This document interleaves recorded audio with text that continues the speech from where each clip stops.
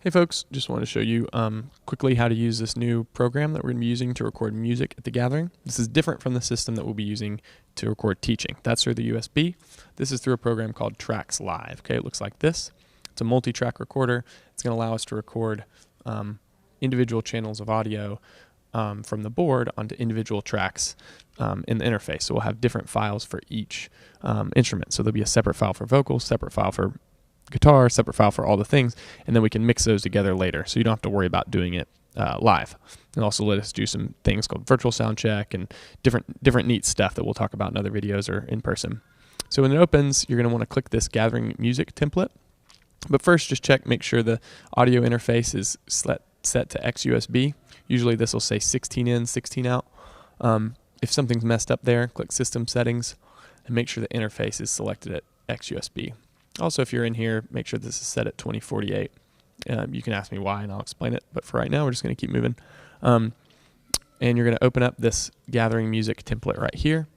You're going to name the file, and you're going to save it to this folder on the desktop. It's gathering music recordings. So go to desktop, gathering music recordings, and name it like this. Gathering and then the date, or music and the date is fine. I'm just going to abbreviate because I've just got one hand right now. And it's not actually this date, but that's okay. Save it, and then it'll open up. Really simple interface. It's not designed to be complicated or confusing or have a lot of extra stuff. It's just, you're going to see in this template all these 16 tracks that run across this way. Some of them are labeled already for you. Some of them aren't. You don't have to label them all, but you can. You can change these labels. If you wanted to change that to reflect whoever the person is, you just double click and then type in the new name. You could also rename track 4 to the bass or whatever you wanted to do. But mostly you're going to make sure that these buttons are clicked and that they've got that pink or purple or red, whatever thing in the background there. I'm colorblind, sorry. To make sure that, and that's just saying these are the tracks that are going to be recorded, anything with red in the back. So these 1 through 16 correspond to 1 through 16 on the board. And if there are tracks that you're not using, so maybe 7 and 8 are empty, you can get rid of those. And maybe 11 and 12 are empty, you can get rid of those. And then it won't record and won't muddle up stuff later. You can also turn them all off or on with this button here. But let's say maybe 7 and 8 we're not recording, so we're going to turn those off.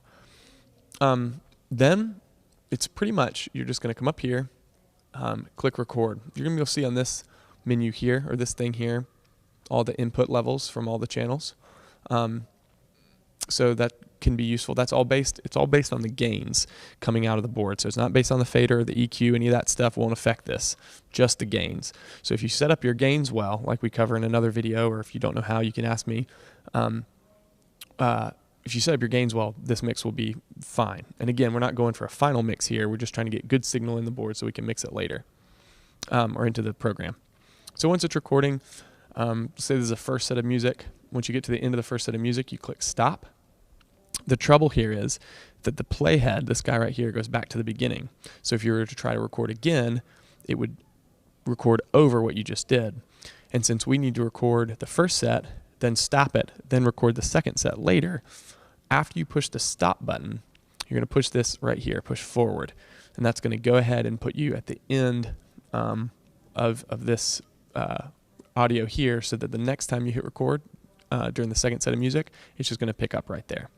So again, after the first set, you hit record, stop it, and then it'll jump back here. Then you go ahead and hit this forward button so that you're ready to hit record again.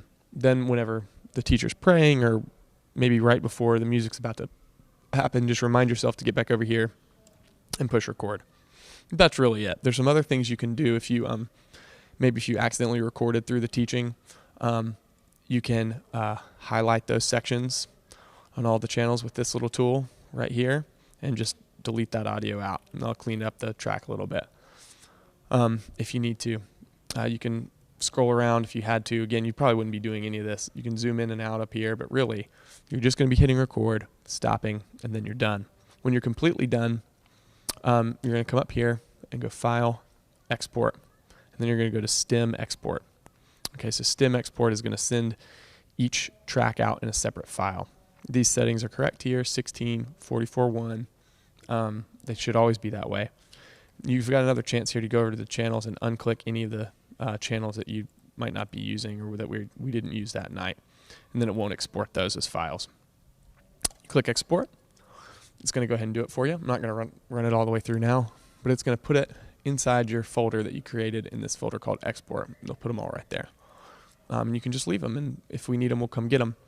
Another trick, and this is kind of important, is that once you start recording, if you click this lock, it'll lock the system down so that nobody can click any of the other buttons. You can't stop the recording, so that if something happens, the recording will keep going. So I'll just show you there.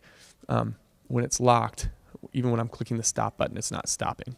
So you want to lock it down just so nothing crazy happens. And then when you need to stop it, you just click the unlock system button and hit stop again. You can also go to edit system lock and it'll do the same thing. All right, that's pretty much it. Pretty simple. If you have any questions, please let me know.